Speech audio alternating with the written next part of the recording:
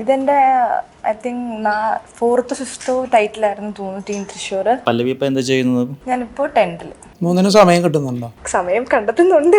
ഞാൻ നേരത്തെ ചെയ്തിട്ടുള്ള മിക്ക പെജൻസിലും മെയിലാണ് കൊറിയോഗ്രാഫറായിട്ട് വരുന്നത്. അപ്പോൾ നമുക്ക് അത്രയും കംഫർട്ടബിൾ ആയിട്ട് ഒരു ഫീമെയിലിനോട് പറയുന്ന പോലെ ഒരു മെയിലിനോട് നമുക്ക് പറയാൻ പറ്റുന്ന തരത്തില്ല. ജെന്യൂൻ ആയിട്ട് നമ്മൾ റിസൾട്ട് ചെയ്യുന്നതുകൊണ്ടാണ്. ഇപ്പം നമുക്ക് വേണമെങ്കിൽ അയ്യോ 3 പ്രാവശ്യം കുട്ടിയതല്ലേ ജഡ്ജസിനോട് പറയാം, ആ കുട്ടിക്ക് ഫസ്റ്റ് അത് നമ്മളോട് ആളിങ്ങനെ ജഡ്ജ്മെന്റിൽ ഒരു മാറ്റമില്ല. ഷോയിൽ നമുക്ക് ടൈറ്റിൽ കിട്ടിയില്ലെങ്കിൽ നമ്മളോട് ചോദിക്കാം ആളുടെ കുറവുകൾ എന്താണ്.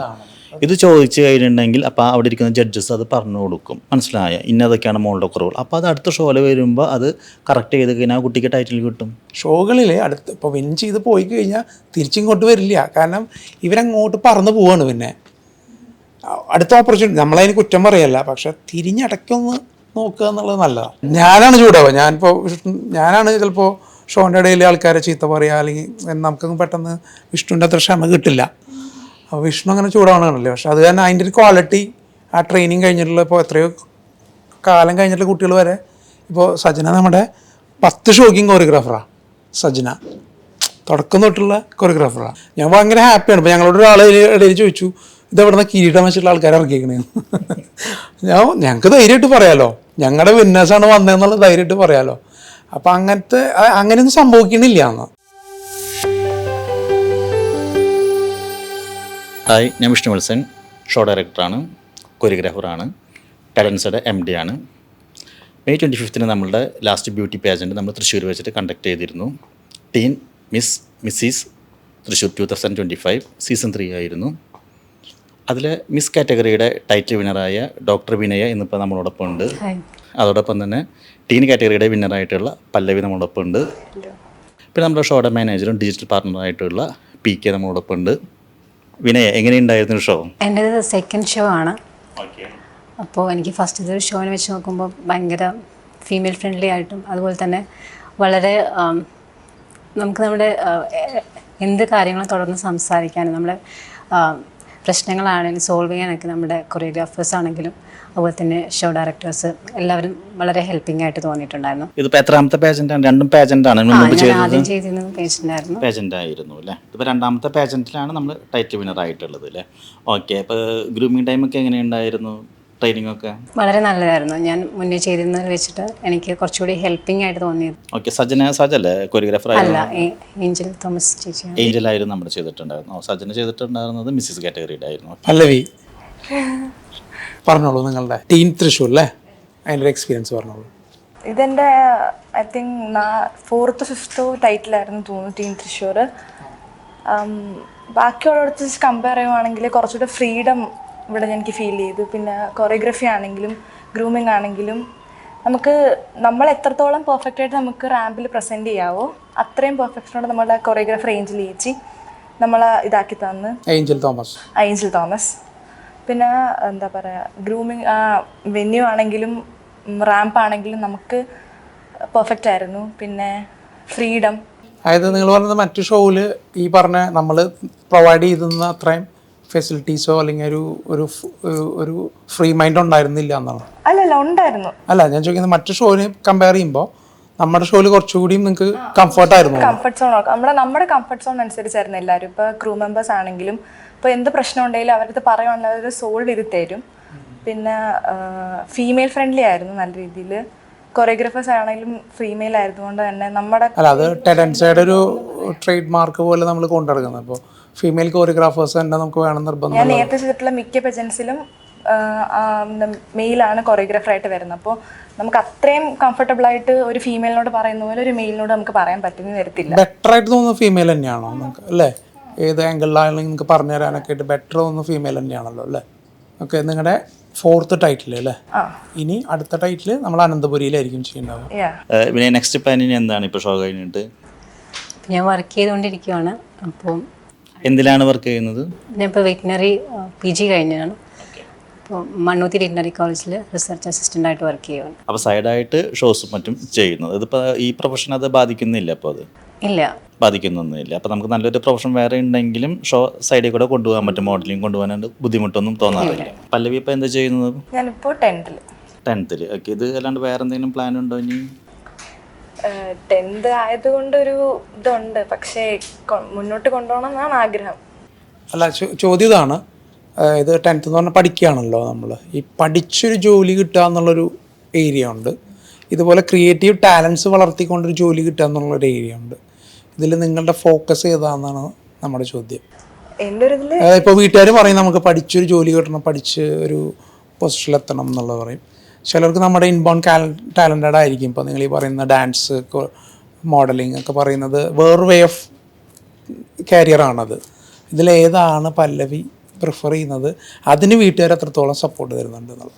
എൻ്റെ ഒരു ഇതിൽ എഡ്യൂക്കേഷൻ കംസ് ഫസ്റ്റ്. എഡ്യൂക്കേഷൻ ആണ് എനിക്ക് ഇമ്പോർട്ടൻസ്. പക്ഷെ അതിൻ്റെ കൂടെ തന്നെ ഡാൻസ്. അപ്പോൾ എനിക്ക് ഡാൻസും കൊണ്ടുപോകണം, അതിൻ്റെ കൂടെ തന്നെ മോഡലിങ്ങും.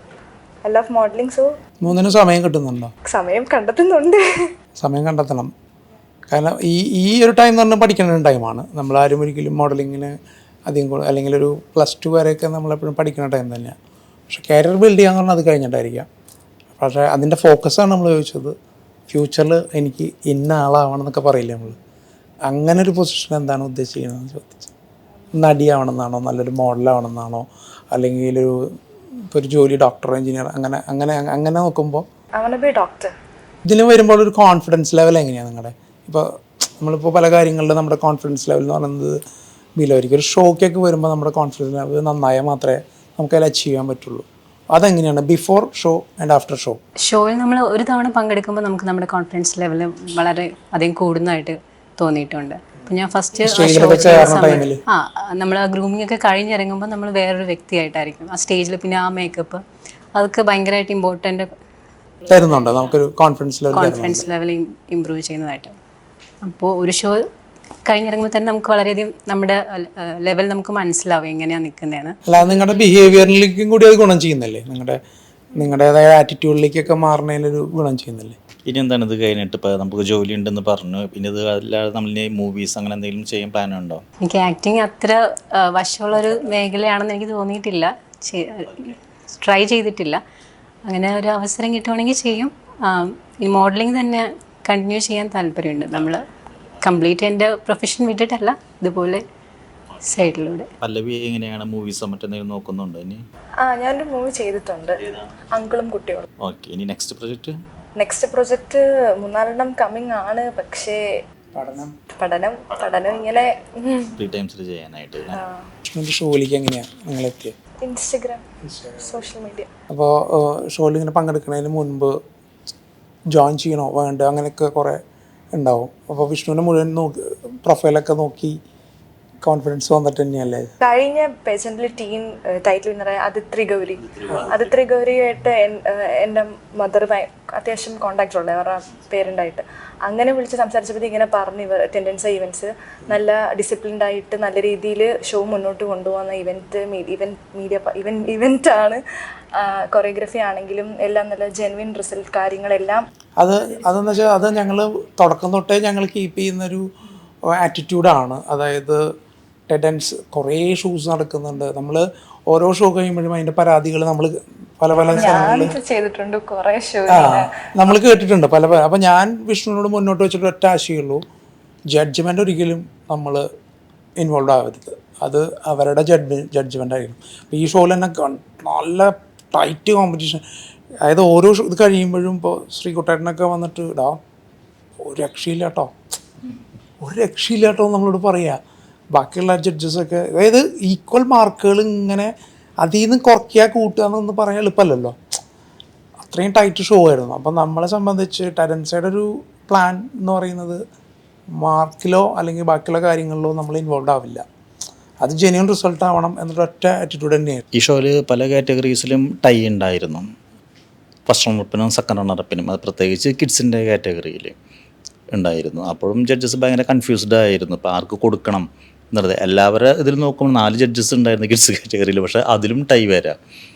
അപ്പോൾ പിന്നെ ഏറ്റവും ടോപ്പ് വരുന്നവർ ഏതെങ്കിലും ഒരു ജഡ്ജിൻ്റെ ഒരു പോയിന്റ് കൂടുതൽ ഉണ്ടെങ്കിൽ ആ കുട്ടിക്കായിരുന്നു ടൈറ്റിൽ കിട്ടിയിരുന്നത്. അങ്ങനെയാണ് കൊടുത്തത്. എക്സ്ട്രാ വീണ്ടും ഒന്നുകൂടി ഇവരെ പെർഫോമൻസ് ചെക്ക് ചെയ്തു. ഒരു കാറ്റഗറി നമ്മൾ അങ്ങനെ ചെയ്തു. കിഡ്സിൻ്റെ ഒരു കാറ്റഗറിയിൽ ടൈ വന്നിട്ട് 2 കുട്ടികളോട് വീണ്ടും ടാലൻറ്റ് ചെയ്യാൻ പറഞ്ഞു. ആ ടാലൻറ്റ് ചെയ്തപ്പോൾ വീണ്ടും ടൈ. അപ്പോൾ വീണ്ടും ആ കുട്ടികൾക്ക് നമ്മൾ ക്വസ്റ്റ്യൻസ് കൊടുത്തു. അങ്ങനെയാണ് അതിന് നമ്മൾ ഫൈൻഡ് ചെയ്തത്. അപ്പോൾ ചില കാറ്റഗറികൾ നമുക്ക് അതുവരെ നമുക്ക് ചെയ്യേണ്ടി വന്നു. പിന്നെ ഏറ്റവും രസം ഏതെന്ന് വെച്ചിട്ടുണ്ടെങ്കിൽ സീനിയർ കിഡ്സ് 6 ടൈറ്റിൽ വിന്നറായിരുന്നു ഒരു കാറ്റഗറിയിൽ. നമുക്ക് ഒരാൾക്കല്ലേ ഫസ്റ്റ് കൊടുക്കാൻ പറ്റുള്ളൂ, മനസ്സിലായോ? അപ്പോൾ അപ്പം അത്രയും ബുദ്ധിമുട്ടായിരുന്നു. അപ്പം നമുക്ക് ഒരു കുട്ടിക്ക് ടൈറ്റിൽ ഏറ്റവും ടോപ്പ് വരുന്നൊരു കുട്ടി ഈ ടൈറ്റിൽ എങ്ങനെ നമ്മൾ കൊടുക്കുന്നത് വെച്ചിട്ടുണ്ടെങ്കിൽ ഇപ്പം ജഡ്ജസ് ഉണ്ട്. അപ്പോൾ 4 ജഡ്ജസ് ഉണ്ടായിരുന്നു. ഇപ്പം 4 ജഡ്ജസിൻ്റെയും ടോട്ടൽ സ്കോർ നോക്കും. ആ ടോട്ടൽ സ്കോറിൻ്റെ ഗ്രാൻഡ് ടോട്ടൽ എടുത്തിട്ടാണ് നമ്മൾ ടൈറ്റിൽ വിന്നറെ അനൗൺസ് ചെയ്യുന്നത്. അപ്പോൾ എങ്ങനെ പോയാലും ഏത് പാരൻറ്റിലും എല്ലാ പാരൻസും അറിഞ്ഞിരിക്കേണ്ട ഒരു കാര്യം, ഒരാളെ ടൈറ്റിൽ വിന്നർ ആവുള്ളൂ.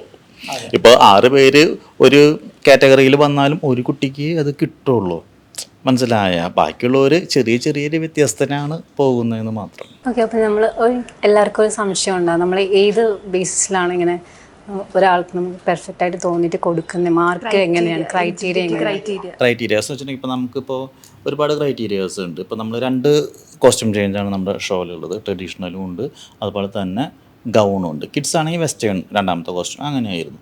അപ്പോൾ കോസ്റ്റ്യൂമിന് മാർക്കുണ്ട്. ട്രഡീഷണലും ഉണ്ട്, വെസ്റ്റേൺ ആണെങ്കിൽ വെസ്റ്റേൺ, ഗൗൺ ആണെങ്കിൽ അതിന് പോയിൻ്റ് ഉണ്ട്. അതുപോലെ തന്നെ കുട്ടികളുടെ വാക്ക്, അതുപോലെ ബ്യൂട്ടി, ഇതിനൊക്കെ പോയിൻറ്റ്സ് ഉണ്ട്. പിന്നെ ഇൻട്രൊഡക്ഷൻ ഉണ്ടായിരിക്കും ട്രഡീഷണൽ റൗണ്ട്, ഇൻട്രോന് പോയിൻ്റ് ഉണ്ട്. പിന്നെ ഇതിൽ നിന്നൊക്കെ പോയിൻ്റ് നോക്കിയിട്ട് 2 റൗണ്ട് കഴിഞ്ഞതിന് ശേഷം നമ്മൾ ടോട്ടൽ പോയിൻ്റ് നോക്കിയിട്ട് ഏറ്റവും ടോപ്പ് വരുന്ന 5 കുട്ടികളെയാണ് നമ്മൾ ഫൈനലിസ്റ്റായിട്ട് തിരഞ്ഞെടുക്കുന്നത്. ഈ 5 പേരോട് നമുക്ക് എന്നിട്ട് ക്വസ്റ്റ്യൻസ് ചോദിക്കുന്നു. ഈ 5 പേരിൽ നിന്നുമാണ് നമ്മൾ ടൈറ്റിൽ വിന്നറിനെ എടുക്കുന്നത്. ഈ ക്വസ്റ്റ്യൻ റൗണ്ടിൽ വരുന്ന 5 കുട്ടികളിൽ ടോപ്പ് വരുന്ന കുട്ടികളെയാണ് നമ്മൾ വിന്നേഴ്സായിട്ട് സെലക്ട് ചെയ്യുന്നത്. അതിലും 1-2 കാറ്റഗറിയിൽ ടൈ വന്നിരുന്നു. അപ്പോൾ എന്താ വെച്ചാൽ നമ്മൾ ഏതെങ്കിലും ഒരു ജഡ്ജിൻ്റെ കയ്യിൽ അങ്ങനെ ഒരു പോയിന്റ് കൂടുതൽ ഏതെങ്കിലും കയറി കിടക്കുന്നുണ്ടെങ്കിൽ ആ കുട്ടീനെ ആയിരിക്കും നമ്മൾ കയറ്റി വിളിക്കുന്നത്. കാരണം നമുക്ക് എല്ലാവർക്കും ടൈറ്റിൽ വിന്നർ ആക്കാൻ പറ്റില്ല, ഒരാളെ ചെയ്യാൻ പറ്റുള്ളൂ. ഒരു മെയിൻ ടൈറ്റിൽ വിന്നർ വിളിക്കും, പിന്നെ ഒരു ഫസ്റ്റ് റണ്ണറപ്പ്, ഒരു സെക്കൻഡ് റണ്ണറപ്പ്, അങ്ങനെയല്ലേ നമുക്ക് കൊടുക്കാൻ പറ്റുള്ളൂ. പിന്നെ ഇതുകൂടാതെ കിഡ്സ് കാറ്റഗറിയിൽ 5 സബ് ടൈറ്റിൽസ് ഉണ്ടായിരുന്നു. മിസ്സിസ് കാറ്റഗറിയിലാണെങ്കിൽ 7 സബ് ടൈറ്റിൽസും ഉണ്ടായിരുന്നു. സോ പല്ലവിക്ക് എന്തോ ടൈറ്റിൽ കിട്ടിയിരുന്നു, സബ് ടൈറ്റിൽ കിട്ടിയിരുന്നു അല്ലേ? മിസ് കാറ്റ് വാക്ക്, വാക്കിന് വേണ്ടി ഏറ്റവും നന്നായി വാക്ക് ചെയ്യുന്ന കുട്ടികൾക്ക് നമ്മൾ കാറ്റ് വാക്ക് എന്നുള്ള ഇത് കൊടുക്കുന്നുണ്ട്, സബ് ടൈറ്റിൽ കൊടുക്കും. വിനയ്ക്ക് എന്തെങ്കിലും സബ് ടൈറ്റിൽ ബ്യൂട്ടിഫുൾ ബോഡിക്ക് കിട്ടിയിട്ടുണ്ടായിരുന്നു അല്ലേ? ഞാനന്ന് വോക്കിന് കിട്ടുമെന്ന് വിചാരിച്ചു കേട്ടോ. നിങ്ങളുടെ വോക്ക് നന്നായിരുന്നു. പിന്നെ എന്താ വെച്ചാൽ നമ്മൾ ഒരു കോമ്പറ്റീഷൻ എന്ന് പറഞ്ഞു കഴിഞ്ഞാൽ നമ്മൾ വിൻ ചെയ്യണമെന്ന് വെച്ചിട്ട് തന്നെയാണ് ഈ പങ്കെടുക്കുന്നത്. പക്ഷെ നമ്മൾ വിൻ ചെയ്തില്ല എന്ന് വിചാരിച്ചിട്ട് ആ ഷോ പോവുക ഒന്നുമില്ല. ഇപ്പോൾ ഈ ഷോയിൽ തന്നെ നമ്മുടെ ഐശ്വര്യ അല്ലേ, കഴിഞ്ഞ മിസ്സിനും കണ്ടസ്റ്റൻ്റ് ആയിരുന്നു, അവൾ റണ്ണറപ്പായിരുന്നു. ഇപ്രാവശ്യം വിൻ ചെയ്യണം തന്നെയാണ് വന്നത്, പക്ഷേ ഇപ്രാവശ്യം റണ്ണറപ്പായിരുന്നു. ഇനി അടുത്ത പ്രാവശ്യം അവൾ ടൈറ്റിൽ വിൻ ചെയ്യും, വീണ്ടും അത് അതൊരു വാശിയാണ്. ആക്ച്വലി ആ കുട്ടി ഇപ്പോൾ നമ്മുടെ 3ാമത്തെ പേജിനല്ലേ വരുന്നത്. ആദ്യം വന്നു, ആൾക്ക് ടൈറ്റിൽ കിട്ടിയില്ല. പക്ഷേ ആൾ ഫസ്റ്റ് റണ്ണറപ്പ്, സെക്കൻഡ് റണ്ണറപ്പ് ഉണ്ടായി. 2ാമത്തെ ഷോയിൽ, കഴിഞ്ഞ ഷോ ക്രൗൺ കേരള എന്ന് പറഞ്ഞ ഷോ ആയിരുന്നു, February 9th നമ്മൾ കാലിക്കറ്റ് കണ്ടക്ട് ചെയ്തിരുന്നു. അവിടെ ആൾ ഫസ്റ്റ് റണ്ണറപ്പ് ഉണ്ടായിരുന്നു. വീണ്ടും നമ്മുടെ 3ാമത്തെ പേജിൽ ആ കുട്ടി വന്നു, ടൈറ്റിൽ വിൻ ചെയ്യാൻ വന്നു. പക്ഷെ ഇത്തവണയും ആൾക്ക് കിട്ടിയിട്ടില്ല. പക്ഷെ ആള് പിടിച്ചിട്ടില്ല, ആള് അടുത്തേലും വരും. അതിന്റെ ഒരു കാരണം എന്ന് വെച്ചാൽ ജെന്യൂൻ ആയിട്ട് നമ്മൾ റിസൾട്ട് ചെയ്യുന്നതുകൊണ്ടാണ്. ഇപ്പൊ നമുക്ക് വേണമെങ്കിൽ അയ്യോ 3 പ്രാവശ്യം കിട്ടിയതല്ലേ ജഡ്ജസിനോട് പറയാം, ആ കുട്ടിക്ക് ഫസ്റ്റ്. അത് നമ്മളോട് ആളിങ്ങനെ ഞാൻ പറഞ്ഞു, ജഡ്ജ്മെൻറ്റിലൊരു മാറ്റമില്ല. അത് ആൾ വന്നിട്ടേ സാറേ ഞാനിപ്രാവശ്യം ഉണ്ട് കേട്ടാന്ന് പറഞ്ഞു. ജഡ്ജ്മെൻറ്റിലൊരു മാറ്റമില്ല, നമ്മളല്ല തീരുമാനിക്കണത്, അത് തീരുമാനിക്കുന്നത് ജഡ്ജസാണ്. കാരണം നമ്മൾ അവരോട് പറയുകയാണെങ്കിൽ നമ്മൾ ഷോ നടത്തേണ്ട കാര്യമില്ലല്ലോ. ഇപ്പം നിങ്ങൾ ആരെങ്കിലും ഒരാളെടുത്തിട്ട് 2-3 ഏതെങ്കിലും പരിചയമില്ലാത്ത ആൾക്കാരെ നിർത്തി ജഡ്ജ്മെൻറ്റ് നടത്തിയിട്ട് നമുക്ക് ഷോ നടത്തി വിടാം. പക്ഷേ ജഡ്ജ്മെൻറ്റിൽ ആ കുട്ടി 3 റൗണ്ടും കഴിഞ്ഞു, ഇനി പഠിത്തലുണ്ടാവും. അവൾ ടൈറ്റിൽ വിൻ ചെയ്യണം എന്നുള്ള രീതിയിലാണ്. അതിനനുസരിച്ച് ആ കുട്ടി വർക്ക് ചെയ്യുന്നുണ്ട് കേട്ടോ, നന്നായിട്ട് വർക്ക് ചെയ്യുന്നുണ്ട്. പക്ഷേ ആ കുട്ടി ഓരോ ഷോ കഴിയുമ്പോൾ ആൾക്ക് ടൈറ്റിൽ കിട്ടാതെ വരുമ്പോൾ നമ്മളോട് ചോദിക്കും. അത് ആ കുട്ടിയുടെ വലിയൊരു എബിലിറ്റി, ക്വാളിറ്റിയാണത്. അതാണ് എല്ലാ കുട്ടികളും ഈ ഷോയിൽ വരുന്ന കുട്ടികളുടെ പേരൻസും അറിഞ്ഞിരിക്കേണ്ട ഒരു കാര്യം. ഒരു ഷോയിൽ നമുക്ക് ടൈറ്റിൽ കിട്ടിയില്ലെങ്കിൽ നമ്മളോട് ചോദിക്കാം ആളുടെ കുറവുകൾ എന്താണ്. ഇത് ചോദിച്ചു കഴിഞ്ഞിട്ടുണ്ടെങ്കിൽ അപ്പോൾ അവിടെ ഇരിക്കുന്ന ജഡ്ജസ് അത് പറഞ്ഞു കൊടുക്കും, മനസ്സിലായ ഇന്നതൊക്കെയാണ് മോളുടെ കുറവുകൾ. അപ്പോൾ അത് അടുത്ത ഷോയിൽ വരുമ്പോൾ അത് കറക്റ്റ് ചെയ്ത് കഴിഞ്ഞാൽ ആ കുട്ടിക്ക് ടൈറ്റിൽ കിട്ടും.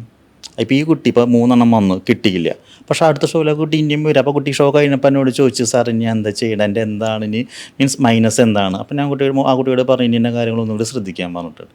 അപ്പം ഇനി അടുത്ത ഷോയിലും ആ കുട്ടി വരും. നമ്മുടെ മാലദ്വീപിൽ നിന്ന് വന്ന മാലദ്വീപിൽ നമ്മുടെ വിന്നറുടെ കഴിഞ്ഞ പ്രാവശ്യത്തെ വിന്നർ കഴിഞ്ഞ പ്രാവശ്യത്തെ വിന്നറായിട്ടുള്ളത് മെറിൻ ജിപ്സ. ആൾ മാൽഡിവാസിലായിരുന്നു. ആളുടെ ഫസ്റ്റ് ഷോ ആയിരുന്നു കഴിഞ്ഞ വർഷത്തെ. ഫസ്റ്റ് ഷോയിൽ തന്നെ ആൾ ടൈറ്റിൽ വിന്നറായി. അതിനുശേഷം മിസ്സിസ് കാറ്റഗറിയിൽ ലേഡി ഇത്തവണയും വന്നു. ഇത്തവണ നമ്മുടെ ഷോയ്ക്ക് വേണ്ടിയിട്ട് ലീവ് ഇല്ല ആൾക്ക്. എന്നിട്ട് ആള് കഷ്ടപ്പെട്ട് ലീവ് എടുത്ത് ഷോയ്ക്ക് വേണ്ടിയിട്ട് ടൈറ്റിൽ വിന്നറാണ്. അപ്പം ഞാൻ ചോദിച്ചു, ഇത്രയും റിസ്ക് എടുത്തിട്ട് ഇപ്പോൾ മാലദ്വീപിൽ നിന്ന് ടിക്കറ്റ് എടുത്ത് ഇവിടെ വരെ വരിക എളുപ്പമല്ലല്ലോ. അപ്പോൾ ആൾ നമ്മളോട് പറഞ്ഞൊരു പോയിന്റ് എന്താ വെച്ച് കഴിഞ്ഞാൽ, അതെൻ്റെ റെസ്പോൺസിബിലിറ്റിയാണ്. ഞാനാണ് വിന്നർ, ഞാനാണ് അടുത്ത ടൈറ്റിൽ വിന്നർക്ക് ഹാൻഡ് ഓവർ ചെയ്യേണ്ടത്. എന്താ ടൈറ്റിൽ ഇത് കിരീടം വെച്ച് കൊടുക്കേണ്ടത് ഞാനാണ്. അതിൻ്റെ റെസ്പോൺസിബിലിറ്റിയാണ്. നിങ്ങൾ എനിക്ക് ഇത്രയ്ക്കധികം ഓപ്പർച്യൂണിറ്റി തരുമ്പോൾ ഞാനെങ്ങനെ വരാതിരിക്കും? അതൊന്നും അധികം ആൾക്കാർ ചെയ്യുന്ന കാര്യങ്ങളല്ല. അപ്പം അടുത്ത ഷോയ്ക്ക് ഇപ്പോൾ നമ്മൾ വിളിക്കുകയാണ്, പല്ലവി ടൈറ്റിൽ വിന്നർക്ക് കിരീടം വയ്ക്കാൻ നിങ്ങൾ വരണമെന്ന് പറയുമ്പോൾ, അത് സാറേ നോക്കട്ടെ ആലോചിച്ചിട്ട് പറയാം. എനിക്ക് അവിടെ ഇതുണ്ട്, ഇഷ്ടംപോലെ ആൾക്കാരൊക്കെ സ്കിപ്പ് ചെയ്ത് പോവുക. പക്ഷേ ഇപ്രാവശ്യം ഞങ്ങളുടെ കഴിഞ്ഞ 2 വിന്നേഴ്സും വന്നിട്ടുണ്ടായിരുന്നു. ഞാൻ ഭയങ്കര ഹാപ്പിയാണ്. ഇപ്പോൾ ഞങ്ങളോട് ഒരാൾ ഇടയിൽ ചോദിച്ചു, ഇതെവിടെ നിന്ന് കിരീടം വെച്ചിട്ടുള്ള ആൾക്കാർ ഇറക്കിയേക്കണേന്ന്. ഞങ്ങൾക്ക് ധൈര്യമായിട്ട് പറയാമല്ലോ, ഞങ്ങളുടെ വിന്നേഴ്സാണ് വന്നതെന്നുള്ള ധൈര്യമായിട്ട് പറയാമല്ലോ. അപ്പം അങ്ങനെയൊന്നും സംഭവിക്കണില്ല എന്ന് ഷോകളിൽ. ഇപ്പോൾ വിൻ ചെയ്ത് പോയി കഴിഞ്ഞാൽ തിരിച്ചിങ്ങോട്ട് വരില്ല. കാരണം ഇവരങ്ങോട്ട് പറന്ന് പോവാണ്. പിന്നെ അടുത്ത ഓപ്പർച്യൂണിറ്റി, നമ്മളതിന് കുറ്റം പറയല്ല, പക്ഷെ തിരിഞ്ഞടക്കൊന്ന് നോക്കുക എന്നുള്ളത് നല്ലതാണ്. അപ്കമിങ് ഷോസ് അനന്തപുരിയിൽ എവിടെ വെച്ചൊക്കെ ആയിരിക്കും? നെക്സ്റ്റ് അപ്കമിങ് ഷോ വരുന്നത് നമുക്ക് അനന്തപുരിയാണ്. അത് ഓഗസ്റ്റ് 17th വരുന്നത്. ട്രിവാൻഡ്രമാണ്. 10th ഷോ ആണ് അനന്തപുരി. അത് ഓഗസ്റ്റ് 17th ട്രിവാൻഡ്രം വെച്ചിട്ടാണ് കണ്ടക്ട് ചെയ്യുന്നത്. അത് നമ്മൾ ഇത്തവണത്തെ പോലെ തന്നെ ബ്യൂട്ടി പാജൻ്റ് ആണ്. അതുപോലെ എല്ലാ കാറ്റഗറീസും ഉണ്ട്.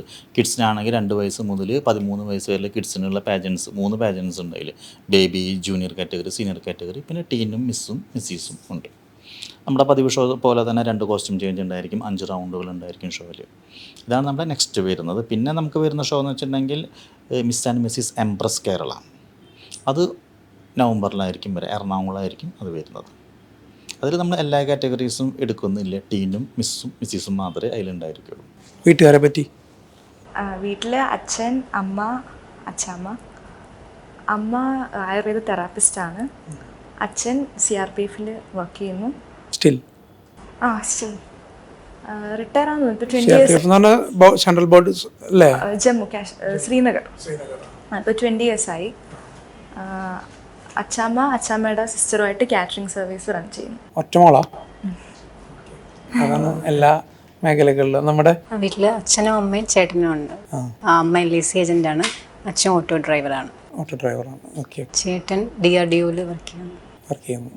SRF-ആയിട്ട്. വെറ്റിനറി പ്രൊഫഷൻ ഇഷ്ടമായിട്ട് തന്നെ സെലക്ട് ചെയ്തതാണോ? അതെ, കുഞ്ഞിന് തന്നെ വീട്ടിൽ ഒരുപാട് പെറ്റ്സൊക്കെ ഉണ്ടാവാറുണ്ട്. അപ്പോൾ എനിക്ക് പെറ്റ്സ് ഇഷ്ടമായിരുന്നു. എല്ലാവരും പോലെ MBBS ഞാൻ ട്രൈ ചെയ്തത്, പക്ഷേ വെറ്റിനറിക്കാണ് ആ ഒരു റാങ്ക് വന്നത്. അല്ല, മനുഷ്യന്മാരെക്കാൾ സ്നേഹമുള്ളത് മൃഗങ്ങൾക്ക് തന്നെയാണ്. പല്ലവി, ഇപ്പോൾ അച്ഛനും അമ്മയുടെ കാര്യങ്ങളൊക്കെ പറഞ്ഞു. സ്കൂളിൽ എങ്ങനെയാണ് ഇതിൻ്റെ സപ്പോർട്ട്? സ്കൂളിൽ നല്ല സപ്പോർട്ടാണ്. ഞാൻ ബിഷപ്പ് മൂർ വിദ്യാപീഠിലാണ് പഠിക്കുന്നത്. എവിടെ? Bishop Moore Vidyapith, Kayamkulam. ICC syllabus ആണ്. അപ്പോൾ നല്ല ടഫാണ് ഫോളോ അപ്പ് ചെയ്യാൻ. അപ്പോൾ എനിക്കിങ്ങനെ ഷോസും കാര്യങ്ങളൊക്കെ വരുമ്പോഴത്തേക്ക് ലീവ് എടുക്കേണ്ടി വരും. ക്ലാസ് ലീവ് എടുക്കേണ്ടി വരുമ്പോഴത്തേക്ക് ഒരു ദിവസത്തെ ലീവ് എന്ന് പറയുമ്പോഴത്തേക്ക് 1 മാസത്തേക്കുള്ളൊരു പഠിപ്പിച്ച് തീർക്കും. അപ്പോൾ അത് ഫോളോ അപ്പ് ചെയ്ത് നല്ല പാടാണ്. അപ്പോൾ ടീച്ചേഴ്സൊക്കെ ആണെങ്കിലും നല്ല സപ്പോർട്ടീവാണ്. ഞാനിപ്പോൾ ഒരു ദിവസം ആബ്സെൻ്റ് പിറ്റേ ദിവസം ചെല്ലുവാണെങ്കിൽ തലേദിവസം പഠിപ്പിച്ച കാര്യങ്ങൾ അവർ എക്സ്പ്ലെയിൻ ചെയ്ത് തരികയും നോട്ട്സൊക്കെ പ്രിപ്പയർ ചെയ്ത് തരികയും ഒക്കെ ചെയ്യും. അപ്പോൾ നല്ല സ്കൂളിൽ നിന്ന് നല്ല സപ്പോർട്ടാണ്. ഷോക്കൊക്കെ അവരൊക്കെ കാണാൻ വരാറ് അങ്ങനെ എന്തെങ്കിലും ഉണ്ടോ? കാണാൻ വരാറില്ല. ഫോട്ടോസൊക്കെ അയച്ചു തരുമ്പോൾ ഒരു ടീച്ചറുണ്ട്. സ്കൂളിൽ നിന്നുള്ള അപ്രീസിയേഷൻ കിട്ടാറുണ്ടോ? കിട്ടാറുണ്ട്. സ്കൂൾ ഗ്രൂപ്പിലൊക്കെ, മെയിൻ ഗ്രൂപ്പുണ്ട്, ഒഫീഷ്യൽ ഗ്രൂപ്പിലൊക്കെ എൻ്റെ ഫോട്ടോസും കാര്യങ്ങളൊക്കെ. ഏത് ടീച്ചറാണ് ഏറ്റവും സപ്പോർട്ട് ചെയ്യുന്നത് സ്കൂളിൽ? അയ്യോ, അങ്ങനെ ചോദിച്ചാൽ ഒരു ടീച്ചർ ജെയ്മി എന്ന് പറയുന്നൊരു ടീച്ചറാണ്. അപ്പോൾ ഞാൻ ഇങ്ങനെ അയച്ചു കൊടുക്കുമ്പോഴത്തേക്ക് മിസ് ഇങ്ങനെ വോയിസ് ഒക്കെ ഇടും. അയ്യോ പൊന്നെ എന്നൊക്കെ പറഞ്ഞ് വോയിസ്. ആള് ഭയങ്കര ഇമോഷണലാവും പെട്ടെന്ന്. വിനയ, വീട്ടിലാരാണ് സപ്പോർട്ട്? അച്ഛനാണോ അമ്മയാണോ? ചേട്ടനാണ് സപ്പോർട്ട്. ഓക്കെ. അപ്പോൾ ചേട്ടനാണ് ഷോസിനൊക്കെ വരുമ്പോൾ കൊണ്ടുവന്നതൊക്കെ? ഇല്ല, എൻ്റെ കൂടെ അങ്ങനെ ഷോസിന് വരാറില്ല. കാരണം ആള് PhD ചെയ്യുന്നുണ്ട്, കൂടെ വർക്ക് ചെയ്യുന്നതാണ്. ആൾ തിരക്കാണ്. പക്ഷെ മെൻ്റലി സപ്പോർട്ട് ചെയ്യുന്നത് ചേട്ടൻ. അമ്മയ്ക്ക് അത്ര താല്പര്യമില്ല, എന്നാലും ടൈറ്റിലൊക്കെ കിട്ടുമ്പോൾ ഇഷ്ടാവും. അതെങ്ങനെയാണ്? ചെറിയൊരു ഇഷ്ടമൊക്കെ തോന്നും. എന്നാലും ഇങ്ങനെ ഞാൻ ഇപ്പോൾ വെറ്റിനറി ചെയ്ത് പഠിച്ചു കഴിഞ്ഞത് കൊണ്ട് വലിയ കുഴപ്പമില്ല. കുഴപ്പമില്ല. ഓക്കെ, പഠിപ്പ് കഴിഞ്ഞു അത് നിങ്ങളുടേതായ ഫ്രീഡത്തിൽ എന്താ വെച്ചാൽ ചെയ്യാന്നുള്ളൊരു അല്ല, എല്ലാ അമ്മമാരും അങ്ങനെ തന്നെയാണ്. പഠിക്കുക എന്നുള്ളത് ഇപ്പോൾ അച്ഛന്മാരെ സംബന്ധിച്ച് അവർക്കറിയാം ഒരു ടൈം എത്തുമ്പോൾ ബിൽഡ് ചെയ്യുന്നത്. പക്ഷെ അമ്മമാരെ സംബന്ധിച്ച് ടെൻഷനാണ്, ഇവരെന്താവും പണ്ടത്തെ പോലെ അല്ലല്ലോ. പക്ഷെ അത് ഇങ്ങനെ പ്രൗഡാണ്, ഇങ്ങനെ കാണുന്ന ഫോട്ടോസൊക്കെ ചോദിക്കും, അതൊക്കെ ഇഷ്ടമാണ്. പിന്നെ അവർക്ക് അതിനെക്കുറിച്ച് വലിയ കാര്യമായിട്ട് അറിയില്ല. അപ്പോൾ അതുകൊണ്ട് പക്ഷെ ഇങ്ങനെ വിൻ ചെയ്ത് പോകുന്ന സമയത്ത് ഭയങ്കര സന്തോഷമാണ്. നാട്ടുകാരുടെ അടുത്തേക്ക് സംസാരിക്കും, പ്രൗഡ് മൊമെന്റ് ആണ് അവർക്ക്. അതുവരില്ലാത്ത ക്രെഡിറ്റ് പിന്നെ അവരോട് ചോദിക്കും. അങ്ങനെ ക്രെഡിറ്റ് അല്ല, അവരെപ്പോഴും സപ്പോർട്ടീവാണ്. പക്ഷെ ഇങ്ങനെ ഒരു മോഡലിംഗ് കരിയറിലോട്ട് പോകുന്നത് ഇത്രയും നമുക്ക് വെറ്റിനറിയുടെ കാര്യമാണെങ്കിൽ നമ്മൾ റിപ്പീറ്റ് ചെയ്ത് അത് കഴിഞ്ഞ് ഒരുപാട് വർഷം പഠിച്ച് പിന്നെ PG കഴിഞ്ഞ് അത് കഴിഞ്ഞിട്ട് ഇങ്ങോട്ട് പോകുമ്പോൾ അവരത് ചെയ്യുന്നില്ല. പക്ഷെ സൈഡിൽ കൂടെ ആയതുകൊണ്ട് കുഴപ്പമില്ല. പല്ലവിക്ക് ആരാണ് സപ്പോർട്ട് വീട്ടില്? അച്ഛനാണോ അമ്മയാണോ? അച്ഛനും രണ്ടുപേരും ഒരുപോലെ. അമ്മയാണ് കൂടെ വരുന്നത്.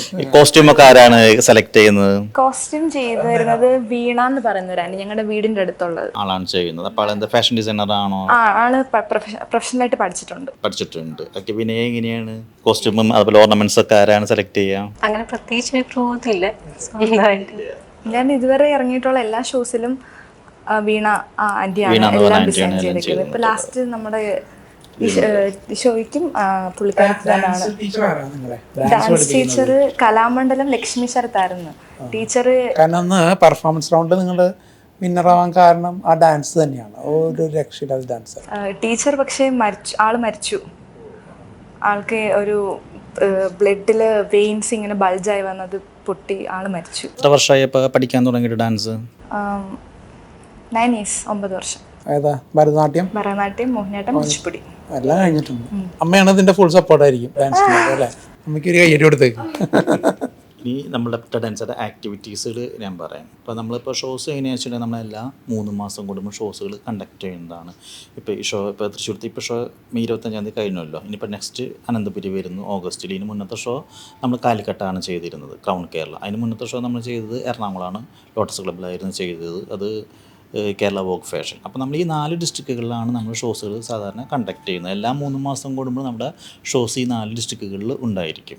പിന്നെ ഇതുകൂടാതെ നമ്മൾ ഡാൻസ് ചെയ്യുന്നത് റാംബാക്ക് ട്രെയിനിങ് ക്ലാസ്സുകളാണ്. അത് ഈ 4 ഡിസ്ട്രിക്റ്റിലും ഉണ്ട്. വീക്കെൻഡ്സ് ആണ് വരുന്നത്.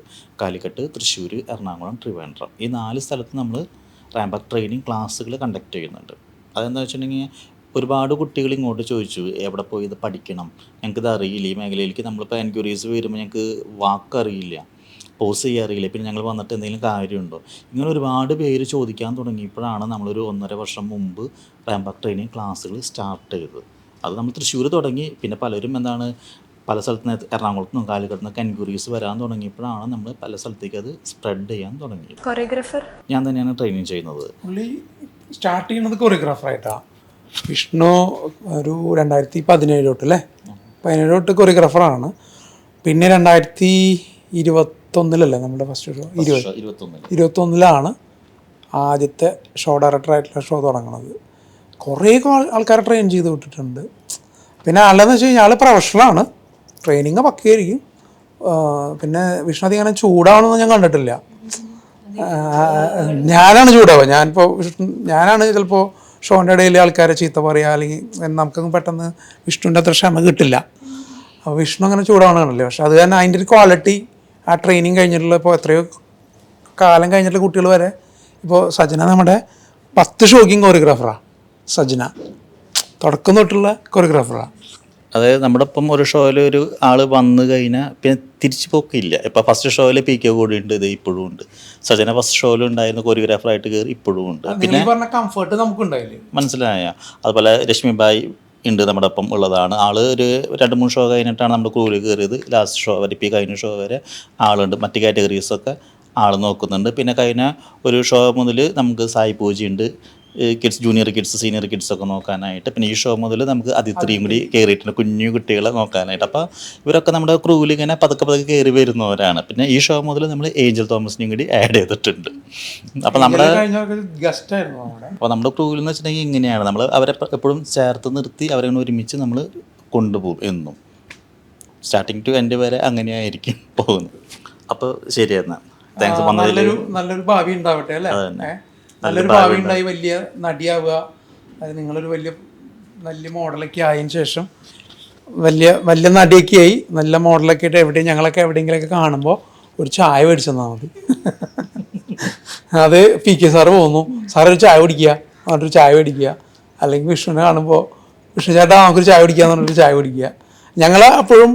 ഞങ്ങളൊക്കെ ഫിലിമിലേക്ക് പോയിക്കൊണ്ടിരിക്കാൻ തന്നെയാണ്. ഞങ്ങൾ ഈ പറഞ്ഞ പോലെ ഡയറക്ടറൊക്കെ ആണെങ്കിലും നിങ്ങളെങ്കിലും എവിടെയൊക്കെ കാണുമ്പോൾ ഞങ്ങളും വിളിച്ച് ചായ തരും. ഓക്കെ, അപ്പോൾ നമുക്കിത് വൈൻഡപ്പ് ചെയ്യാം. ഓക്കെ, വന്നതിൽ നന്ദി. നമുക്കിനി അടുത്ത ഷോയിൽ കാണാം നമുക്ക്. Okay, thank you.